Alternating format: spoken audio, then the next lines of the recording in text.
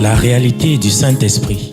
Le Saint-Esprit de Dieu est peu connu par les chrétiens parce que plusieurs ne l'ont pas encore revêtu et même pour ceux qui l'ont revêtu, il demeure un mystère. La lecture de ce livre vous permettra de le revêtir, de connaître son langage et de découvrir les mystères cachés de sa personne. Pour tout contact, appelez au plus 237 678 78 16 21 plus 237 242 0020 09 et il deviendra pour vous une réalité. La réalité du Saint-Esprit, un livre écrit par le révérend pasteur Caleb Ngwa à Tangana.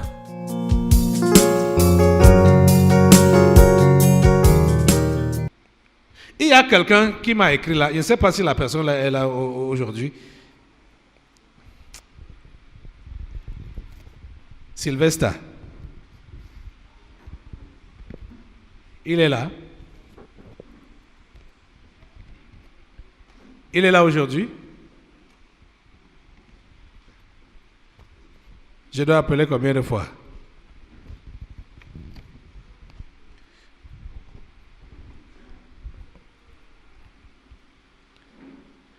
Voilà le prototype des souverains sacrificateurs, les anciens du peuple. Écoutez comment il commence sa lettre. J'ai besoin, déjà son objet demande de la grâce. Et il commence, j'ai besoin de la compassion. Je suis fatigué des interpellations. Tu comprends ce que tu dis? Tu es vraiment fatigué des interpellations? Hein? Il dit, je suis fatigué des interpellations qui ne changent pas. Des interpellations qui ne changent. Tu es fatigué. Tu dis que tu es fatigué des interpellations. Je suis fatigué, papa. Dans quel sens? Tu peux nous dire? Quand on m'interpelle pour une situation, quand je pars, je prie, mais on revient, on me prend, je vois. Ça ne change pas, ma vie de foi ne change pas. Ça même, la faute est à qui? C'est moi, pasteur. Est-ce que c'est dans ce terme que tu devrais parler pour dire que tu es fatigué des interpellations qui ne changent pas? Si on t'interpelle pour que tu changes, comment est-ce que ça peut te fatiguer quand tu n'es pas encore changé? Et si vous lisez, vous suivez tout ce qu'il a dit dans la lettre ici, là, vous comprendrez que c'est quelqu'un qui ne fait aucun effort. Il sait ce qu'il a à faire, mais il ne fait pas ça pour prétendre qu'il est fatigué des interpellations. Il ne fait aucun effort pour changer. Et tout ce pourquoi on l'interpelle est à 100% vrai. Si ça revient encore le lendemain, demain, ça veut dire que tu n'as rien fait. Tu n'as rien fait. Rien. Petite fille, viens un peu prendre. Tu lis un peu sa lettre là. Rapidement, hein.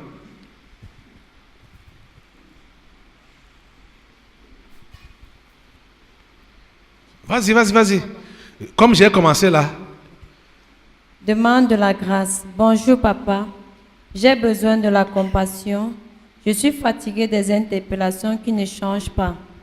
Je sais que c'est vous que le Seigneur a placé devant nous pour nous libérer de l'esclavage du péché. Je crois en 2015.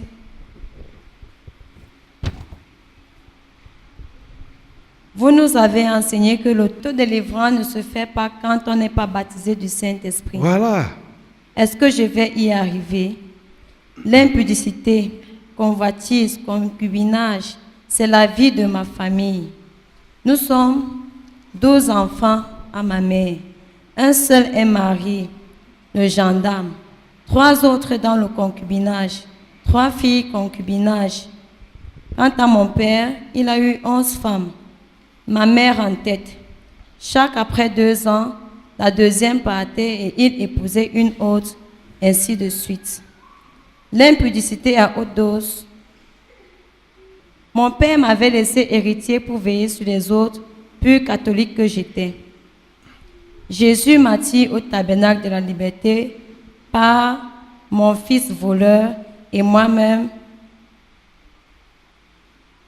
stagnant. Et il écrit beaucoup, hein? C'est à cause des délivrances exposant les responsables catholiques que je décide de ne plus y retourner.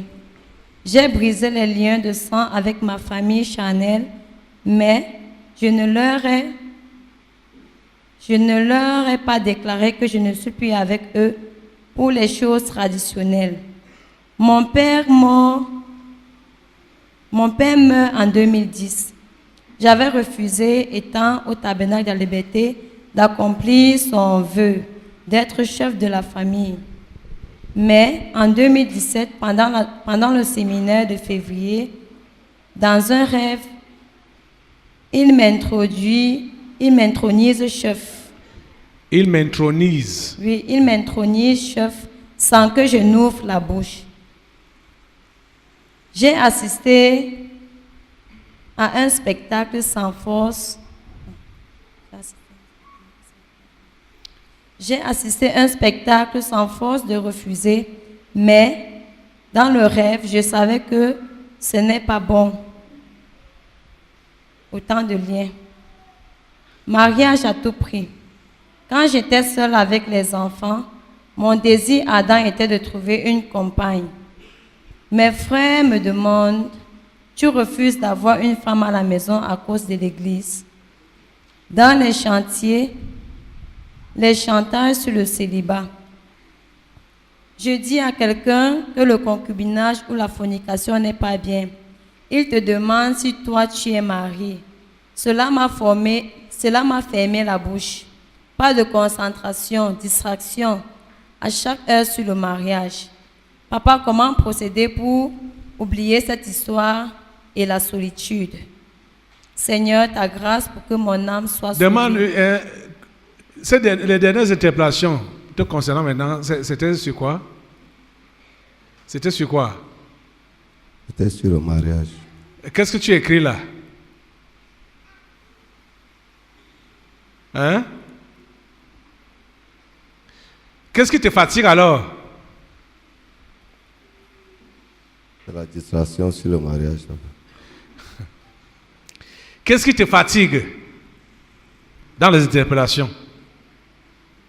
Papa, ce qui me fatigue, c'est que quand on m'interpelle, je dois prier, je ne sais pas. D'après ce que tu écris là, est-ce que tu as une personnalité chrétienne? C'est ça qui me dépasse. Tu n'as pas de personnalité chrétienne. Vous savez ce qu'on appelle la personnalité. Tu sais ce qu'on appelle la personnalité. Je ne vais pas entrer dans le cours de philosophie. Voilà le philosophe qui peut te... tu n'as pas de personnalité chrétienne. Puisque à chaque fois que fusent les critiques ou les questionnements par rapport au mariage, tu es ébranlé. Est-ce que tu es donc chrétien? Est-ce que tu te tiens sur ta position de chrétien? Non, pasteur. Hein? Non. Et tu veux qu'on ne t'interpelle plus? Alors que tu ne fais rien. Toi, tu as même beaucoup de grâce qu'on t'interpelle. Il y a des gens ici qui vivent la même vie que toi. Hein? Qui viennent ici, là, on ne les interpelle pas. Si toi, on t'interpelle, c'est parce que on veut que tu changes. Vas-y. Il dit, Seigneur, ta grâce pour que mon âme soit sauvée. Papa, un cœur lié soucieux ne peut pas avoir la maîtrise de soi. Ma deuxième chance. Merci de prendre au sérieux Il dit mon qu'un cas. cœur, Soucieux, lié, soucieux, ne peut pas avoir la maîtrise. un cœur lié, soucieux. Mhm. Ne peut pas avoir la maîtrise de soi. Le souci de quoi? Du mariage. Ne peut pas avoir la maîtrise de soi. Continue. Ma deuxième chance. Merci de prendre au sérieux mon cas. Les démons m'ont déjà trop interpellé. Que Jésus, par votre intervention, ressuscite ma conscience. Amen. Sylvestre. Tu es sûr que tu as fini ça? Il y a un deuxième papier. Ok. Pour ce qui est du spirituel, j'ai beaucoup fréquenté les marabouts pour se protéger, pour attraper les sorciers, pour tuer mes ennemis, pour devenir riche, pour devenir comme le soleil, pour la séduction, trop de pratiques mystiques avec le président des tradis praticiens d'Afrique qui réside au Gabon. J'ai rencontré un marabout à Coliton, à Loncac. Moi, je voulais la chance. Il a pris mon argent et m'a donné une bague qui était sur son doigt. Après un mois, la bague a disparu de mon doigt. J'ai parcouru beaucoup de livres compliqués. Le marabout du Gabon m'avait apporté la plante d'Iboka. Et je me suis lavé avec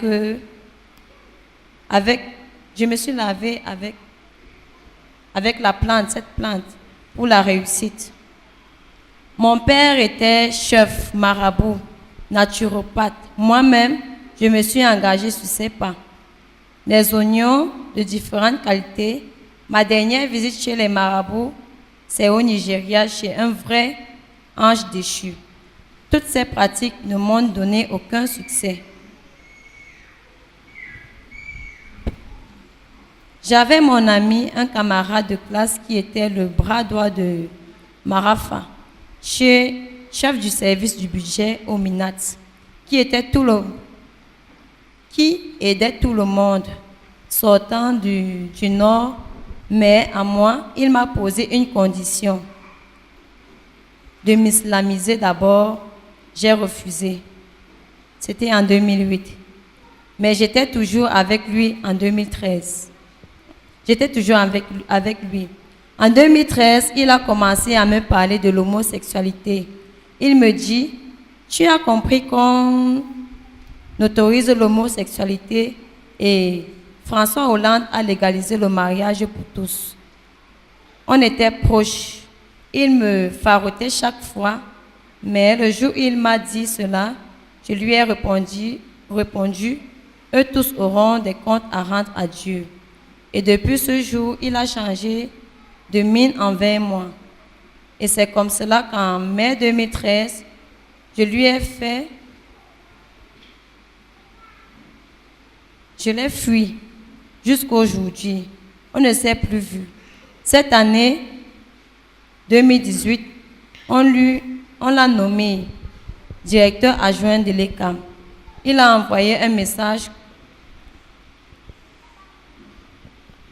pour me demander pourquoi est-ce que je le fuis. Papa, j'ai compris que le comprimé pour soigner le mal de dos ne peut guérir le mal Dieu. Quand je revois mon père dans les rêves, je le conduis dans la voiture, je suis son chauffeur, on se retrouve en famille. Et lorsque 2 Corinthiens 5:17 n'est pas réel pour moi, ce n'est que dans le physique. Spirituellement, les liens sont là. Papa, c'est trop, aidez-moi, je veux le ciel. Tu veux vraiment le ciel? Vous voyez la dernière page là qu'on venait de lire. Vous allez vous rendre compte que ça rejoint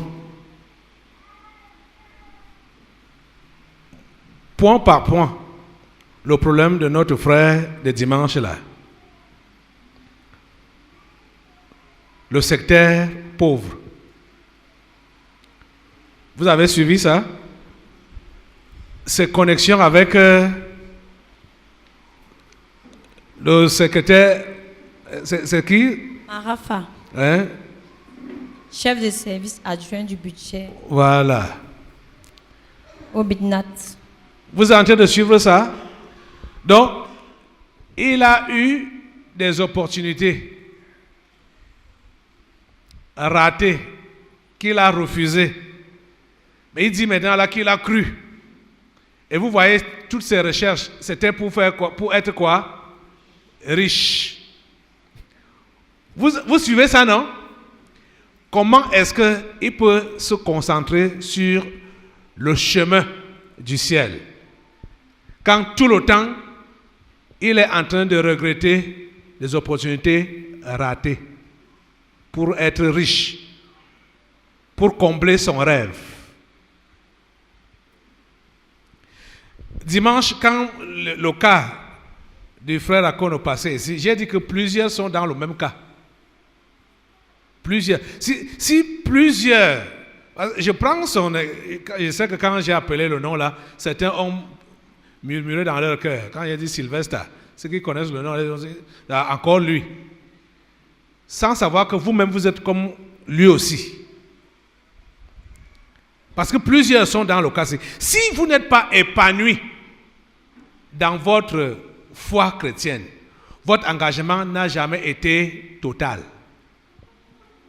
Beaucoup sont encore, ils ont le regard en arrière par rapport aux opportunités qu'ils ont eu à rater. C'est ça qui fait qu'ils ne peuvent pas se concentrer sur Jésus. Ils ne peuvent pas. Ils ne peuvent pas. Pas qu'ils ignorent ce qu'ils devraient faire. Ils savent très bien ce qu'ils doivent faire. Mais ils prétendent ignorer ça. Comme celui-ci. Ils prétendent ignorer. Ils prétendent chercher la solution de Dieu. Or, Dieu leur a déjà donné la solution. Ils ont la réponse. Et ils prétendent que Dieu, je ne connais pas, je ne sais pas. Révèle-toi, moi, fais ceci, fais cela. Alors qu'ils savent ce qu'ils doivent faire. Vous voyez? Mais qui est... Vous voulez donc prendre Dieu pour menteur? C'est Dieu qui est devenu menteur? Quand la Bible dit que si le Fils vous affranchit, vous serez réellement libre. La Bible dit que vous connaîtrez la vérité et la vérité vous rendra libre. Si tu as confessé Jésus, ça veut dire que tu as confessé la vérité, tu dois être libre. Si tu l'as réellement fait. Mais pourquoi est-ce que c'est le contraire que tu vis? Pourquoi est-ce que c'est le contraire qui se manifeste? C'est parce que tu n'es pas vrai.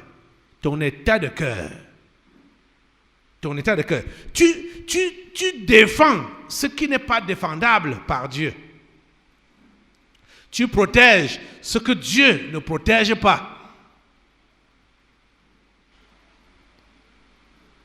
Et tu veux convaincre Dieu de protéger ce que toi tu protèges, de défendre ce que toi tu défends. Et tu dis, je ne sais pas. Je ne sais pas quoi faire. Je ne sais pas comment faire. Ce n'est pas la vérité. Ce n'est pas la vérité.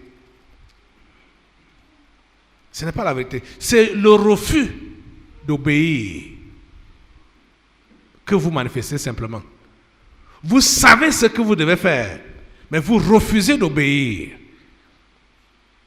Vous prétendez dire, Seigneur, je vais faire, je vais t'obéir, je suis ton enfant, je vais te servir, mais ça reste au niveau du bout des lèvres.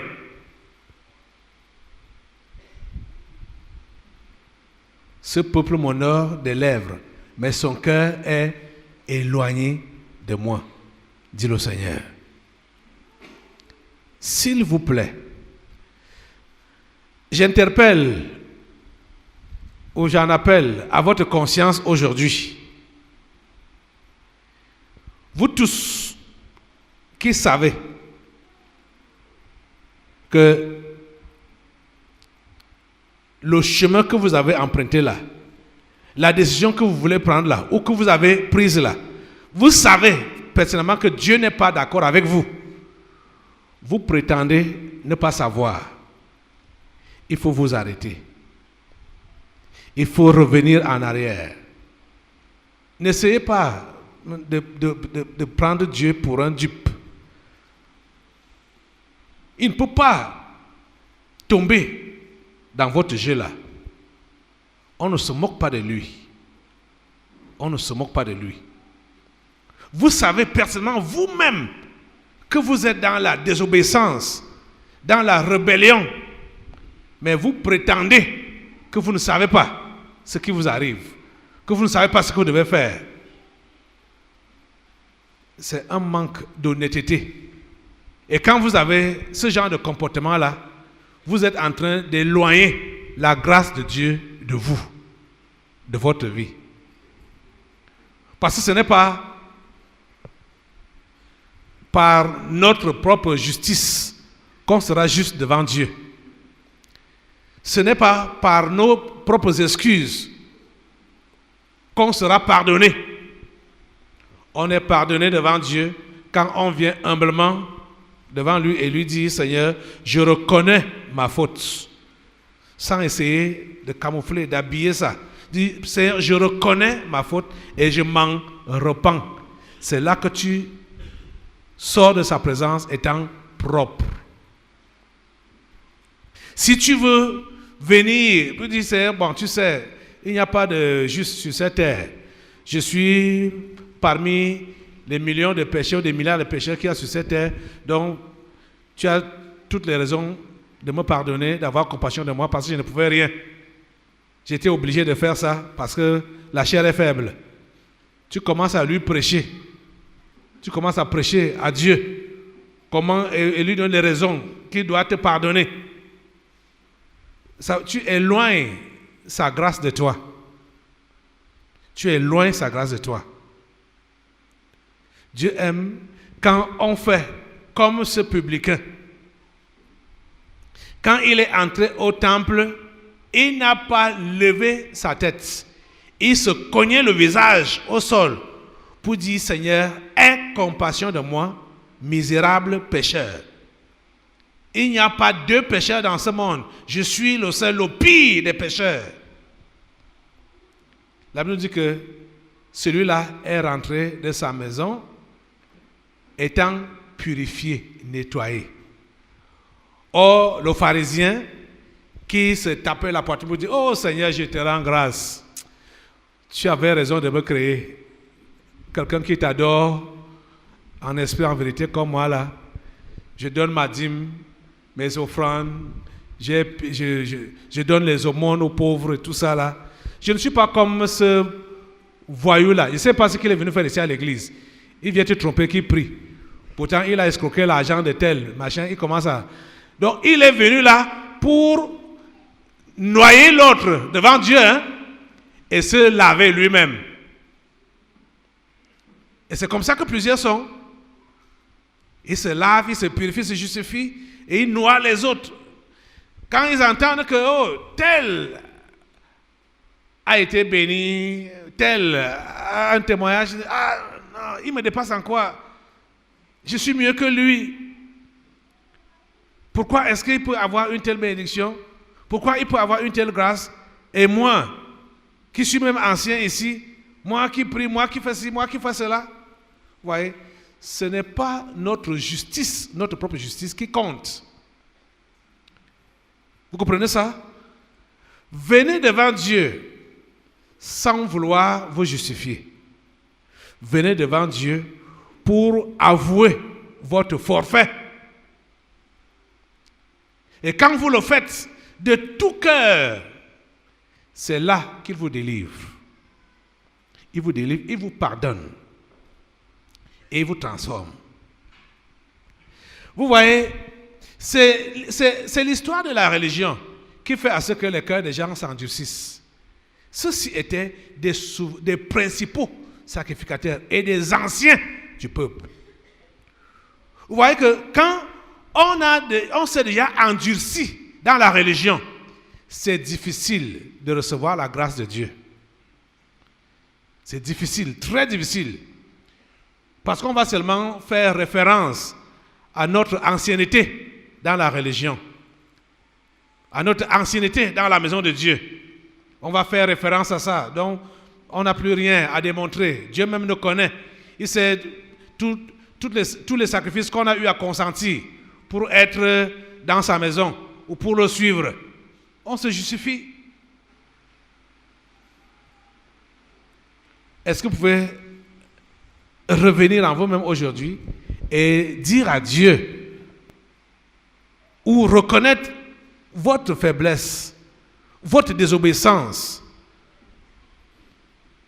votre rébellion, reconnaître ça à Dieu et lui dire, Seigneur, vraiment, tout ce temps, j'étais honoré des bouts de lèvres. Cela ne venait pas du fond de mon cœur parce que je me justifiais, je me défendais, je me nettoyais moi-même.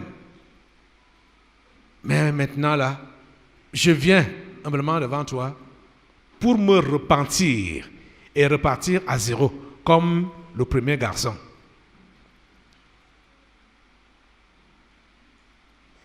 Tu comprends ça? La réalité du Saint-Esprit. Le Saint-Esprit de Dieu est peu connu par les chrétiens parce que plusieurs ne l'ont pas encore revêtu et même pour ceux qui l'ont revêtu, il demeure un mystère. La lecture de ce livre vous permettra de le revêtir, de connaître son langage et de découvrir les mystères cachés de sa personne. Pour tout contact, appelez au plus 237 678 78 16 21 plus 237 242 0020 09 et il deviendra pour vous une réalité. La réalité du Saint-Esprit, un livre écrit par le révérend pasteur Caleb Ngwa